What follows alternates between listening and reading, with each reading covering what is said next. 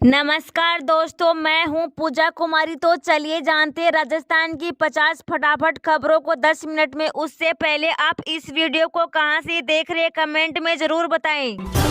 CM बजनलाल ने क्यों कहा है कि परिवारवाद कांग्रेस को खाकर रहेगा, जाने आप भी तो रह जाएंगे हैरान। राजस्थान के मुख्यमंत्री बजनलाल शर्मा 2 दिनों तक प्रदेश के अलग अलग जिलों के दौरे पर रह रहे। लोकसभा चुनाव से पहले उन्होंने ईआरसीपी धन्यवाद यात्रा पर लोगों को संबोधित किया। इस दौरान सीएम ने धौलपुर के मचकुंड महाराज परिसर जगमोहन लाडली मंदिर में पूजा अर्चना कर सभा को संबोधित किया। उन्होंने कहा कि प्रधानमंत्री नरेंद्र मोदी के नेतृत्व में सरकार ने ईआरसीपी का समझौता पूर्ण कर जन कल्याणकारी कार्य किया है। हमारा देश हर क्षेत्र में आगे बढ़ रहा है और राजस्थान को उन्नत और खुशहाल बनाने का हमारा लक्ष्य है।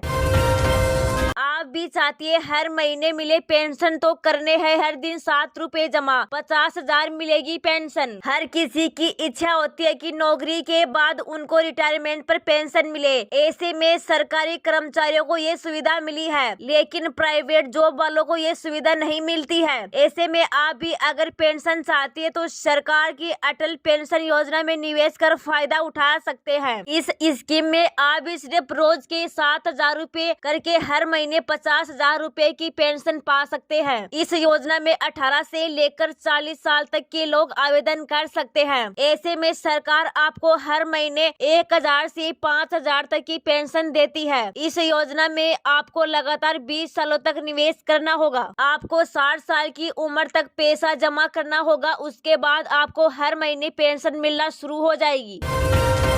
पीएम किसान योजना की 16वीं किस्त का अटक जाए पैसा तो करना है, ये काम आ जाएंगे आपके खाते में 2,000 रुपये। प्रधानमंत्री किसान सम्मान निधि योजना की शुरुआत देश के करोड़ों किसानों के लिए प्रधानमंत्री श्री नरेंद्र मोदी जी के माध्यम से केंद्र सरकार के द्वारा चलाई जा रही योजना है। करोड़ों किसान 16वीं किस्त का पैसा का काफी लंबे समय से इंतजार कर रहे हैं। आप सभी भी अपने 16वीं किस्त का पैसा का स्टेटस इस तरीके से ऑनलाइन माध्यम से जाकर देख सकते हैं। प्रधानमंत्री किसान सम्मान निधि योजना के जरिए सभी किसानों को 16वीं किस्त का पैसा ट्रांसफर किया जाएगा। आप सभी किसान अपना पैसे को स्टेटस चेक करना चाहते हैं तो आप सभी किसान नीचे दिए गए प्रक्रिया के माध्यम से अपने पीएम किसान सम्मान निधि योजना का पैसा स्टेटस आसानी से चेक कर सकते हैं। आप सभी किसानों का 16वीं इंस्टॉलमेंट का पैसा 28 फरवरी 2024 को सीधे आपकी बैंक खाते में डीबीटी के माध्यम से आप लोगों के खाते में प्राप्त हो जाएगा। प्रधानमंत्री किसान सम्मान निधि योजना की सरकार भारत सरकार द्वारा सभी किसानों को लाभ पहुंचाने के लिए शुरू की गई थी।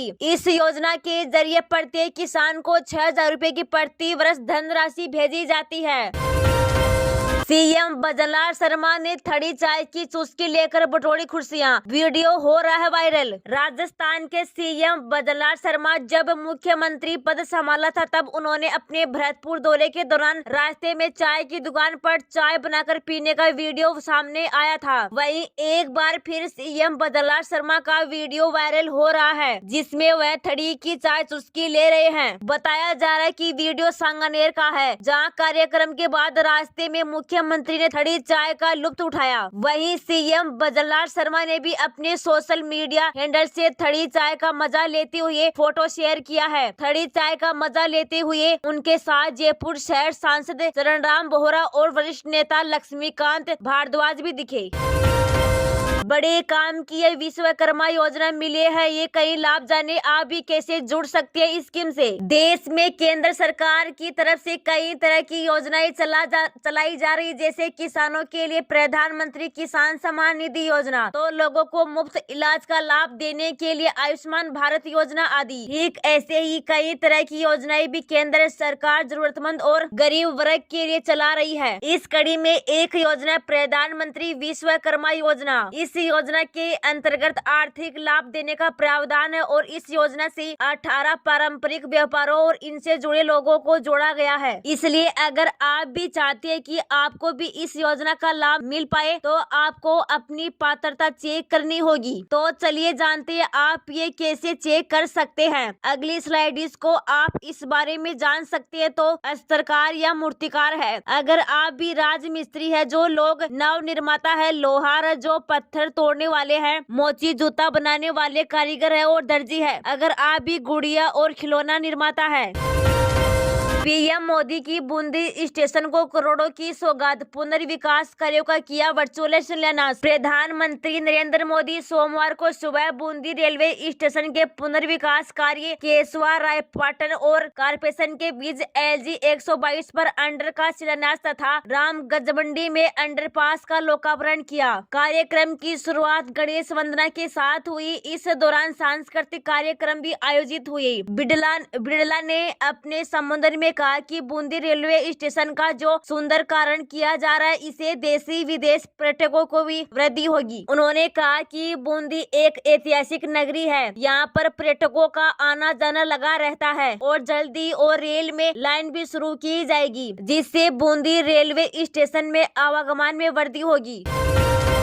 सरकारी कर्मचारी और पेंशनर के डीए में होगी बढ़ोतरी, इस तारीख हो जाएगी घोषणा। देश की सरकार अपने केंद्रीय कर्मचारियों के लिए समय समय पर कई घोषणाएं करती रहती है और इन घोषणाओं में से केंद्रीय कर्मचारी और पेंशनरों के लिए डीए की घोषणा। ऐसे में केंद्र सरकार मार्च के महीने में इसकी घोषणा हो सकती है। बता दें कि इसका कारण भी है और वो कि इस साल लोकसभा चुनाव भी है और ऐसे में सरकार इसकी घोषणा जल्द कर सकती है। मीडिया रिपोर्ट की माने तो महंगाई भत्ते में 4% की बढ़ोतरी होना तय माना जा रहा है। डीए की दरों में संशोधन के बाद यह 46% से बढ़कर 50% हो जाएगी। संभावना बताई जा रही है कि होली से पहले मार्च में कभी भी इसका ऐलान किया जा सकता है। जानकारी के लिए बता दें कि इससे पहले अक्टूबर 2023 में 4% डीए बढ़ाया गया था। माना जा रहा है कि लोकसभा चुनाव और आचार संहिता को देखते हुए मार्च में होली से पहले कभी भी कैबिनेट में प्रस्ताव लाकर नई दरों का ऐलान कर सकती है। भारत सरकार के श्रम एवं रोजगार मंत्रालय ने श्रम ब्यूरो द्वारा 31 जनवरी 2024 को दिसंबर 2023 के लिए अखिल भारतीय CPI-IW की रिपोर्ट जारी की थी। इसमें औद्योगिक श्रमिकों के लिए उपभोक्ता मूल्य सूचांक 138.8 अंकों के स्तर पर संकलित हुआ है।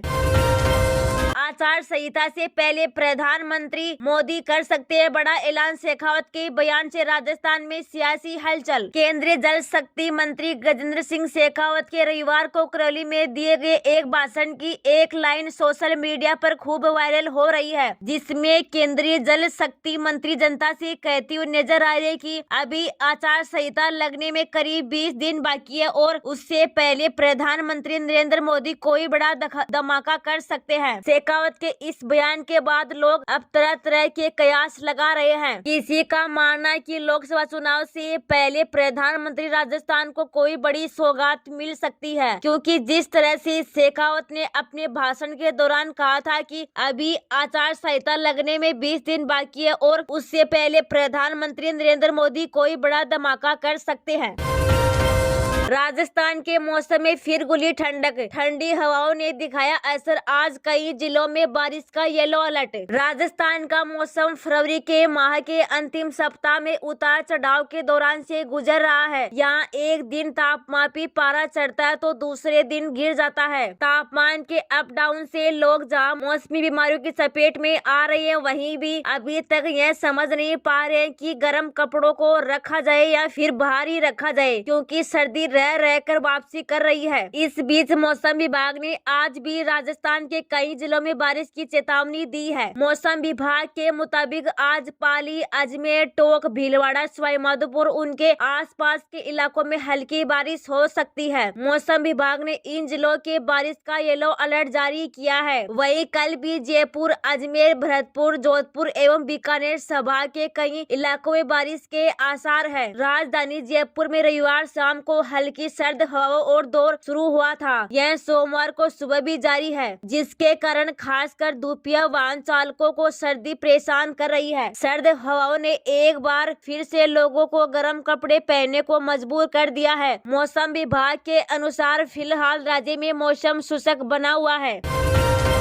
बाड़मेर दौरे में शिक्षा मंत्री मदन दिलावर बोले, अकबर को महान बताता मूर्खता यह बलात्कारी था। शिक्षा मंत्री मदन दिलावर सरहदी बाड़मेर जिले के दौरे पर है और स्कूलों में शिक्षा पाठ्यक्रम में अकबर को महान पढ़ाए जाने पर उनका एक बयान सुर्खियों में है। शिक्षा मंत्री मदन दिलावर ने कहा कि अकबर एक आक्रांता व बलात्कारी था, उसको महान बताना गलत था। साथ ही उन्होंने कहा कि उन सभी विद्यालयों को बंद किया जाएगा जिनको मानता नहीं चाहती है और विद्यार्थियों का नुकसान हो रहा है, इसलिए उसको महान बताना मूर्खता है और जिसने भी उसको महान बताया उसने मूर्खतापूर्ण कृत्य किया है।